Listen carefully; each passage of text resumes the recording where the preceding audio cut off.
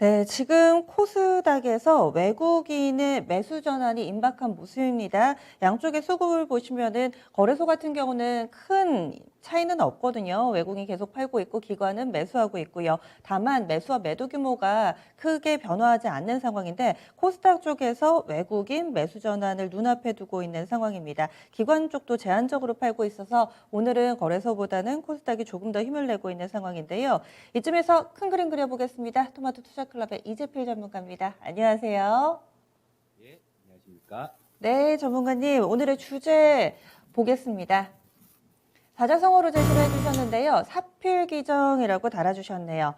무슨 일이든지 반드시 옳은 이치대로 돌아간다. 본래 궤도대로 돌아갈 것이다. 이런 얘기를 주제로 놓고 얘기를 나눠보도록 하겠습니다. 지금 현재 시장은 그 궤도를 좀 벗어나 있는 상황인데 과연 돌아갈 수 있을 것인가? 얼마나 걸릴까? 궤도 이탈의 이유는 무엇인가? 이 부분이 좀 궁금해지는데요. 최근에 우리 시장에 영향을 주는 요인들 어떤 게 있다고 보세요?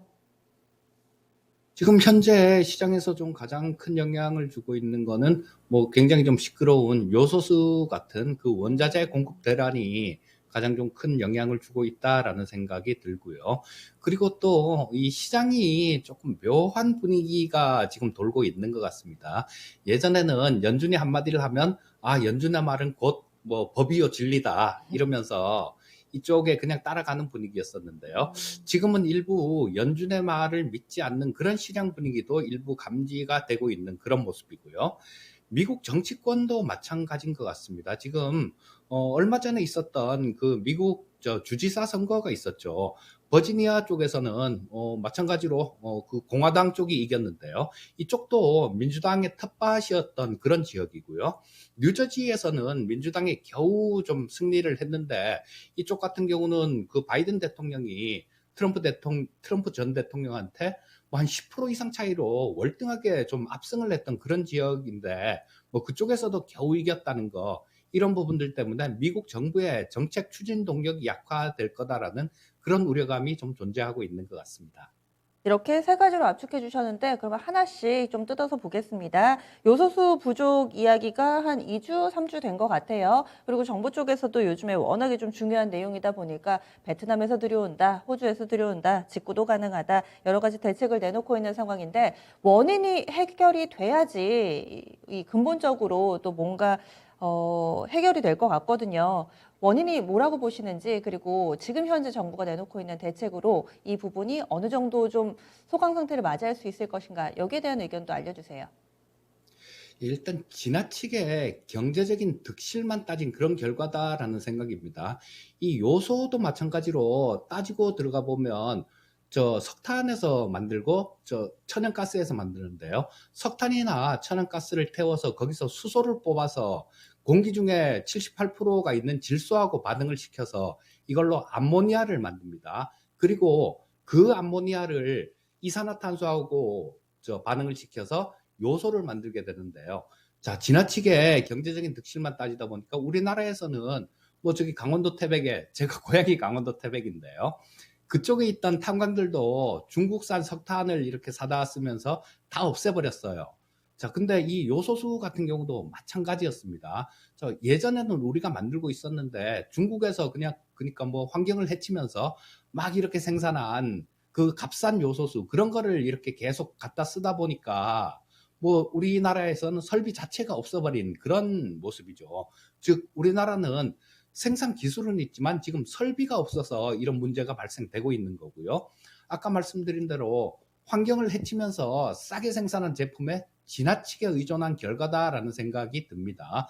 자, 그리고 이런 부분들은 요소수 같은 경우는 전 세계적으로 우리나라만 겪는 일이 아니라요. 유럽 쪽에서도 마찬가지. 유럽 쪽에서는 천연가스에서 수소를 뽑아내서 이거를 또 질소하고 반응시키고 또 이산화탄소하고 반응을 시켜서 요소를 만드는데 유럽 쪽에서도 이게 천연가스 가격이 워낙 오르다 보니까 생산을 중단하고 뭐 그런 내용들도 좀 있었습니다. 그렇기 때문에 전 세계적인 문제라서 이게 해결이 쉽지는 않은 그런 모습입니다. 하지만 이 요소수 같은 경우는 또 요소의 경우는 뭐 비료하고 이렇게 관련된 되는 그런 부분들이 좀 많은데요. 자, 그래서 꼭 필요한 부분이고 또 이걸 만드는데 그렇게 높은 기술력은 요하지는 않습니다. 그래서 지금 뭐 정부에서 굉장히 막 이리저리 좀 많이 노력을 하고 있는데요. 저는 이 부분이 뭐 정말로 지금 우려하는 그런 쪽으로 간다라고 보지는 않습니다. 왜냐하면 예고된 대란은 없다라는 그런 진리가 있으니까요. 자, 하지만 이런 부분들이 좀 되고 난 다음에는 이 공급선을 좀 다변화시킬 필요가 있고, 우리나라에서도 뭐 어느 정도 급작스러운 그런 부분에 대처하기 위해서 일부 뭐 이런 쪽을 정부에서 좀 지원을 하더라도 일부 생산할 수 있는 그런 요인들도 좀 만들어 놓는 게 좋겠다라는 생각이고요. 자, 이게 뭐 아까도 말씀드렸지만 우리 수소경제 그런 얘기를 하는데요. 자, 수소경제 하에서는 많은 부분이 해결될 겁니다. 왜냐하면 아까 요소를 만드는 부분을 잠깐 말씀을 드렸었죠. 자, 이 수소를 물에서 수전해로 수소를 뽑는다라면 그 수소를 갖고 질소하고 반응을 시키고 또 이산화탄소하고 반응을 시켜서 만든다라면 그렇게 많은 비용이 들어가진 않을 겁니다. 그래서 아마 이 부분들 같은 경우는 시간이 지나면서 뭐 수소 경제로 간다라면 요소뿐만 아니라 다른 수소가 들어가는 어떤 산업들, 이런 부분에 대해서는 많은 문제가 해결될 걸로 그렇게 보고 있습니다. 예고된 대란은 없다. 결국에는 시간이 좀 걸리겠지만 해소될 만한 이슈로 봐주셨네요. 요소수 점검했고, 두 번째로는 연준의 말을 듣지 않는 시장 분위기를 짚어주셨는데, 연준 쪽에서는 2023년까지 제로금리 하겠다라고 했는데, 사실 이 이야기를 액면 그대로 받아들이는 투자자들이 몇이나 있을까, 요즘에 그런 생각도 함께 좀 해봅니다. 그렇다면 조기 금리 인상이 될 것인가, 여기에 대한 의구심이 있는 건데요. 어떻게 보세요? 자, 뭐 금리 인상에는 신중할 거라는 제롬 파월 의장의 발언이 있었죠. 하지만 이 제롬 파월 의장 같은 경우는 시장을 굉장히 좀 안심시키는 그런 스타일의 연준 의장입니다. 비둘기파적인 의장이라서 그 전에도 그런 얘기를 말씀을 많이 하셨어요. 인플레이션에 대해서도 인플레이션은 일시적이다라는 발언으로 계속해서 뭐 이런 얘기를 하다 보니까, 그런데 지금 일시적이지 않은 그런 내용이 돼버리니까요. 시장에서는 야, 그러면 지금 이게 일시적이면 독일에 9년간 있었던 20억 프로의 인플레이션이 있었는데 그것도 지나고 나니까 그것도 일시적이 아니냐. 그 얘기를 말로 따지면 그것도 일시적이다라는 그런 비판들까지 나오고 있고요. 자, 그래서 이 제롬 파월 의장도 최근에는 인플레이션이 일시적이다라는 그런 얘기에서 일시적으로 예상되는 요인들이 있다라는 그런 말로 많이 후퇴한 상황이에요. 자, 그렇다면 우리는 이 금리 인상에 관해서 좀 이제는 신경을 쓰지 않을 수가 없습니다. 그리고 주요 글로벌 IB들 쪽에서도 마찬가지로 이 금리 인상 쪽에, 조기 금리 인상에 대해서 얘기를 하고 있습니다. 예를 들면 시티은행 같은 경우도 내년 6월 달이면 금리 인상을 할 것이다라는 그런 입장으로 돌아섰고요. 또 골드만삭스 쪽에서는 골드만삭스도 내년까지는 동결할 것이다라는 입장이었었는데 내년 7월 달 그리고 11월 달 이렇게 두 차례 금리 인상이 있을 것이다라는 예상치를 내놓고 있고, 좀 더 매파적이었던 ING 쪽에서는 내년 7월 달에 첫 인상을 하고 9월 달에 인상을 하고 11월 달에 또 할 것이다라는 세 차례 금리 인상까지 내놓고, 전망까지 내놓고 있는 상황이고요. 그래서 이 12월 달 연준의 회의가 있는데요. 여기서 테이퍼링 규모를 어떻게 조절을 하느냐, 그 부분이 굉장히 중요할 것 같습니다. 지금 현재 상태는 150억씩 이렇게 줄인다라고 얘기를 했는데요. 그래서 뭐 150억씩 이렇게 딱딱딱 줄여나가면 내년 6월 달이면 끝납니다. 그런데 이쪽 뭐 주요 IB들 쪽에서 6월 달에 금리 인상을 전망을 한다라는 거는 그 전에 테이퍼링을 끝낸다라는 그런 얘기로 해석을 할 수 있을 거고요. 그 전에 테이퍼링을 끝낸다라면 이 150억 달러씩 줄여서는 안 되고 12월 달에는 뭐 200억 달러를 줄인다든가 그 이후로 월 300억 달러를 줄인다든가 이렇게 좀 규모가 커지는 부분들이 나올 겁니다.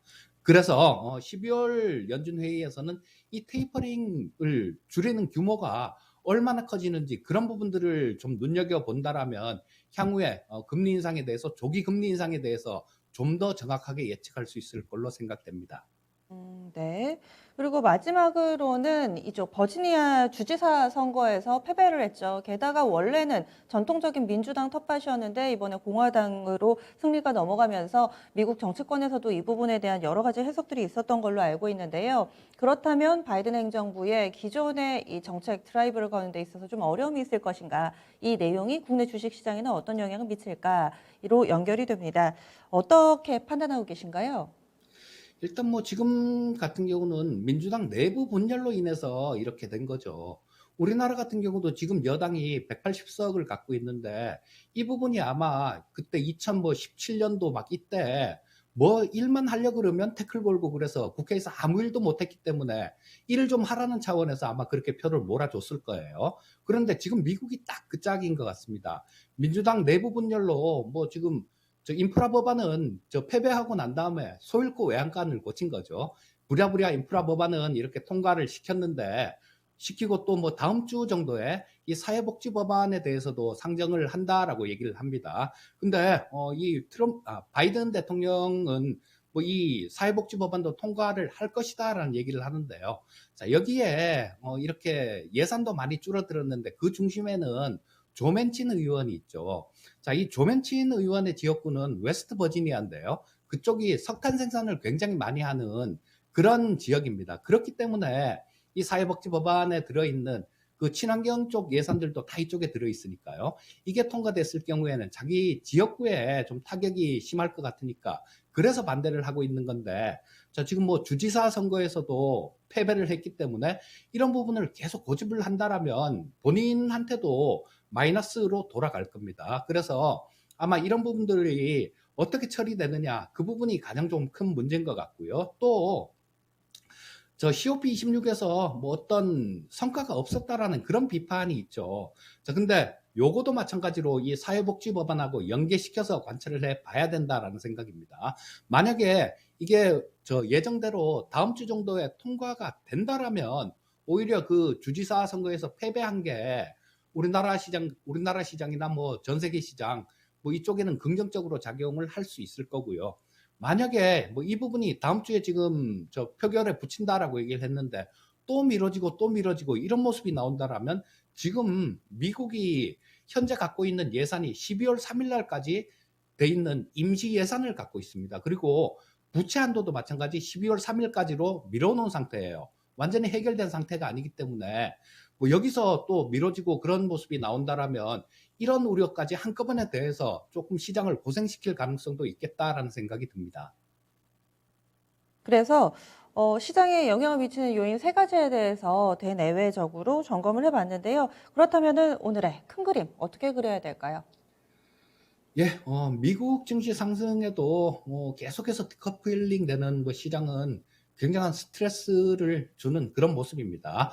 뭐 하지만 지난주에도 잠깐 좀 언급을 해드렸듯이 연준은 미국의 중앙은행입니다. 뭐 아무리 동맹국이라고 하지만 우리나라 상황까지 연준이 고려하진 않을 거예요. 그리고 우리는 벌써 이런 부분들을 한번 경험한 바가 있습니다. 2011년에서 2017년도까지 그 7년간의 굉장히 좀 지루하고 지독한 박스권을 기억하실 거예요. 그때도 마찬가지 미국 시장은 굉장히 좋은 그런 모습이었습니다. 자, 뭐 이거를 부정만 할 게 아니라 그리고 뭐 우리나라 시장은 왜 못 올라가냐, 오히려 왜 빠지냐 이렇게 짜증낼 게 아니라 시장을 있는 그대로 받아들이고 시장에 맞는 전략을 수립하는 게 가장 중요하다라는 생각이고요. 자, 뭐, 예, 말씀 계속 드리는 바가 있지만 친환경 섹터들 이런 부분들은 큰 흐름이기 때문에 누구도 이쪽에서 밖으로 튀어나가지 못할 겁니다. 누구도 거역하지 못할 거예요. 그래서 친환경 섹터들 좀 살펴보시면 좋을 것 같고요. 또 지금 이제 야당에서도 우리나라 대선 후보가 정해졌으니까 본격적으로 정책들이 나올 겁니다. 그래서 이 정책 관련되는 종목들 위주로 살펴본다라면 이 시장에서도 좋은 결과를 낼 수 있겠다라는 생각이 듭니다. 친환경이 2차 전지 그리고 요즘 원전도 친환경으로 들어가는 경우도 종종 있더라고요. 태양광, 수소 그리고 풍력 같은 경우 상당히 좀 많이 걸쳐져 있는데 베스타스라든지 해외에서 보더라도 바람 별로 안 불고 하면 풍력은 또 어렵다고 하고 여러 가지 뭐 예산안이라든지 얽혀서 친환경 섹터 내에서도 이 매력도가 상당한 차이를 좀 가지고 있는 요즘이거든요. 전문가님은 어떤 쪽 좋다고 보세요? 일단 지금 가장 큰 부분은 우리나라에서는 수소 쪽이라고 보고 있고요. 수소. 수소 경제로 가는 그런 단계에 있는 부분들이 있으니까 우리나라는 또 이 수소가 값싸게 이렇게 생산할 수 있는 그런 길이 열린다라면 원전이나 뭐 이런 것들, 풍력, 태양광 이런 것들 뭐 거의 좀 풍력, 태양광 같은 경우는 뭐 그런 부분들 신재생 에너지로 만들어야 되기 때문에 필수적으로 따라오는 부분들이고요. 다른 부분들은 이 수소를 싸게 생산할 수 있는 그런 좀 길이 열린다라면 아마 인류는 에너지에서 해방될 수 있는 계기를 맞게 될 것이다라는 그런 얘기도 있으니까요. 일단 뭐 수소 쪽이 가장 좀 좋은 것 같고 거기에 따라서 지금은 안 좋지만 풍력이나 이런 부분들도 커나가는 시장입니다. 지금 현재 안 좋은 부분들은 그쪽 뭐 아까도 말씀드렸듯이 미국 쪽에서 예산안도 그냥 붙잡혀 있고 진행되는 게 없기 때문에 그런 모습이 나오는데요. 풍력 섹터들도 지금 뭐 조정받을 때 이럴 때 공략을 한다라면 상당히 좋다라는 생각입니다. 알겠습니다. 오늘 자세한 말씀 고맙습니다. 예, 감사합니다.